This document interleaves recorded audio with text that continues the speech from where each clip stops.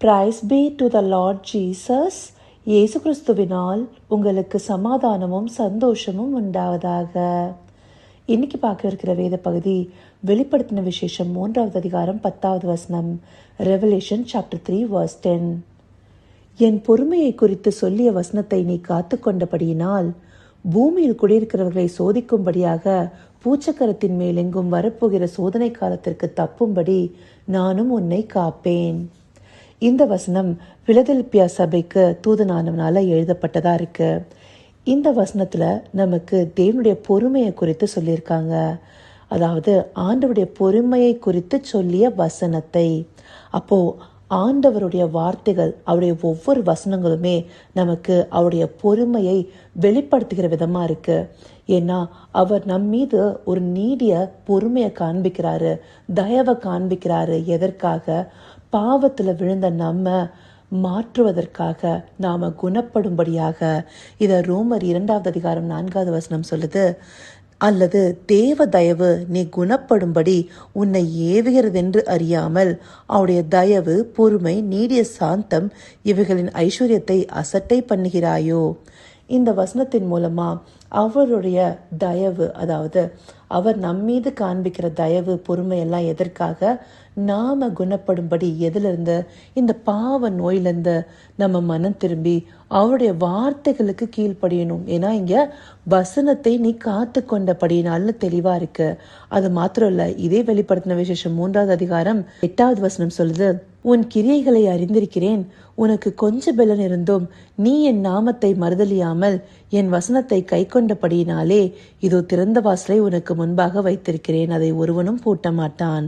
இந்த இடத்துல கிரியைகளை அறிந்திருக்கிறேன்னு சொல்லி என்ன? கொஞ்ச பலன் இருக்கும் போதும் ஆண்டவருடைய நாமத்தை மறுதலிக்காம அவருடைய வசனத்தை கை கொண்டபடியால். அப்போ ஆண்டவருடைய வசனத்திற்கு கீழ்ப்படிந்து அவருடைய வார்த்தைகளை காத்து கொள்வதும் அவருடைய வார்த்தைகளின்படி நடப்பதுமே ஆண்டவர் நம் மீது வைத்திருக்கிற அந்த பொறுமைக்கு, அவருக்கு நாம காண்பிக்கிற சரியான கீழ்ப்படிதலா இருக்கும் இல்லையா? அந்த கீழ்ப்படுதலின்படி நம்ம நடந்து கொண்டோமே ஆனால் இந்த பூமிக்கு ஒரு சோதனை காலம் வரப்போகுது. இப்ப நாம இருக்கிறது கிருபையின் காலம். ஆண்டவர் பரிசுத்த ஆவியானவரை நமக்கு கொடுத்து நம்மளுடைய பலத்தின் மூலமாக நம்மளால முழுமையா சரியா இருக்க முடியாதுங்கிறதுனால அவருடைய ஐக்கியத்தை நம்மளுக்கு கொடுத்திருக்காரு. அந்த பரிசுத்த ஆவியானவர் நம்மை விட்டு நீங்கும் போது இங்க சோதனை காலம், உபத்திரவத்தின் காலம் வரும். அந்த உபத்திரவத்தின் காலத்துல அவருடைய வார்த்தைகளை கை கொண்ட பிள்ளைகளை அவர் நிச்சயமா தப்பு வைக்கிறதாக இந்த வசனங்கள் சொல்லுது. அதுதான் அந்த பிலதெல்பியா சபைக்கும் சொல்லப்படுது. சபையானது ஆண்டவரை விசுவாசிக்கிற பிள்ளைகள். ஏன்னா சபைன்னு சொல்லும் போதே ஆண்டவருடைய அங்கத்துக்குள்ளார் நாம வருவோம். அப்படி அந்த விசுவாசத்தில் இருக்கிற பிள்ளைகளால் தான் அவருடைய வார்த்தைகளை காத்து கொள்ள முடியும்.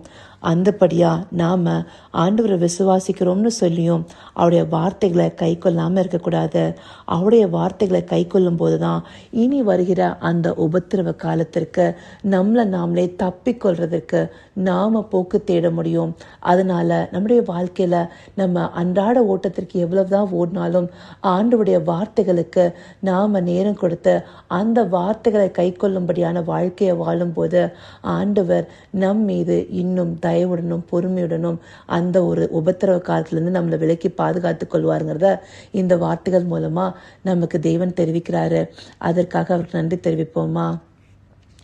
கர்த்தாவே, தேவாதி தேவனே, உமக்கே இந்த வேலை நன்றி தெரிவிக்கிறோம் ராஜா. அப்பா, உம்முடைய பொறுமையை குறித்து சொல்லுகிற வசனத்தை நாங்கள் காத்து கொள்ளும் போது, அதாவது நாங்கள் அதை கீழ்ப்படிந்து நடக்கும்போது நீங்க எங்களை எல்லா உபத்திரவத்திற்கும் விலக்கி பாதுகாத்து கொள்வேன்னு சொல்லியிருக்கீங்களே தகப்பனே. அப்பா, உம்முடைய கிருபையின் காலத்தில் இருக்கும் போதே அப்பா அநேக சோதனைக்கு உட்படுத்தும்படியா சாத்தான் எங்களை நெருக்குகிறான். ஆனாலும் உம்முடைய தயவு அப்பா எங்களை குணப்படுத்தும்படியாக நீடிய பொறுமையுடன் எங்களை பாதுகாத்து கொண்டிருக்கிறது தகப்பனே. அந்தபடியான பொறுமையை நீங்கள் எங்களிடத்திலிருந்து எடுக்கும் போது உபத்திரவ காலத்திற்கு நாங்கள் ஒப்பு கொடுக்கப்பட்டு போகாதபடி எங்களை நாங்கள் பாதுகாத்து கொள்ள, உங்களுடைய வார்த்தைகளை நாங்கள் பிடித்து கொள்ள எங்களுக்கு நீங்கள் பலன் தாருங்க ராஜா. அப்பா, எங்களுக்கு இருக்கிற அன்றாட ஓட்டத்தில் உம்முடைய வார்த்தைகளை நாங்கள் ஒரு நாளும் அப்பா விட்டுவிடக்கூடாது தகப்பனே. உம்மை மறுதளிக்காமல் இருக்கிறது உம்முடைய வசனத்தை கை கொள்கிறதே தகப்பனே. அந்தபடி உம்முடைய வசனத்தை கை கொள்கிற அந்த வாழ்க்கையை எங்களுக்கு தாங்க ராஜா. அதற்கு நாங்கள் எங்களையே ஒப்பு கொடுக்கிறோம் தகப்பனே.